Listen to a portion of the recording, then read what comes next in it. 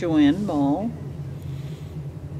Came to Bethlehem Lutheran Church when I was 14 with my family. We came over from the Trinity German Lutheran Church. When we first started coming, I think my family was, there were 9 of us kids. I don't think all of them were at home at that point, but we started out with at least 5 or 6 of us, plus my father and mother, which added one heck of a lot of people to this small church. And about that same time, the Bashes came, so that was a big influx. Grant Carlson came as a full-time pastor that was under the mission program, and he was the one that really built up the church there on Washington Street. He had a great ability for preaching, which was wonderful, but he also had, he just kept the youth and everything going. He was an excellent pastor. But, and the church grew very rapidly.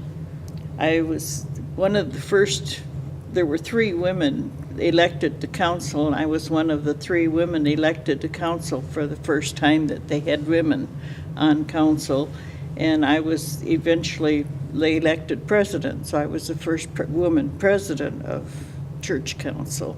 Council makes their own officers. They pick their own officers, and I had been selected to be vice president the previous term. And I thought, that's just, token, because I never figured it would ever go any further than that. So when I was nominated and elected to be president, I was truly surprised. It just wasn't something I had expected. I did weddings here for a long time. I did all of the catering for all of the wedding services. And part of it, I used to get a kick out of it because people would say, because I had 4 daughters, they'd say, oh, you're lucky because you're going to know just what to do for your 4 daughters and whatever. And I thought, I've learned that a long time ago. I don't have to keep working at this. We had intern pastors for a number of years.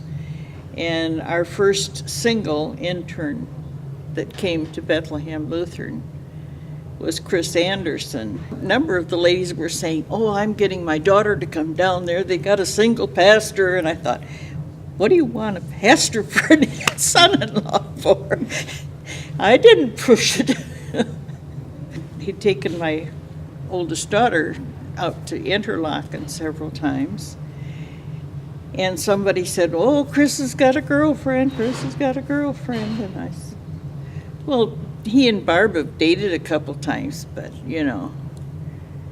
well, lo and behold, on that Christmas, he and Barb came to the house and he said, I'd like to ask your permission to marry your daughter. So my daughter married our first single intern. And he's been a joy to have as a son-in-law.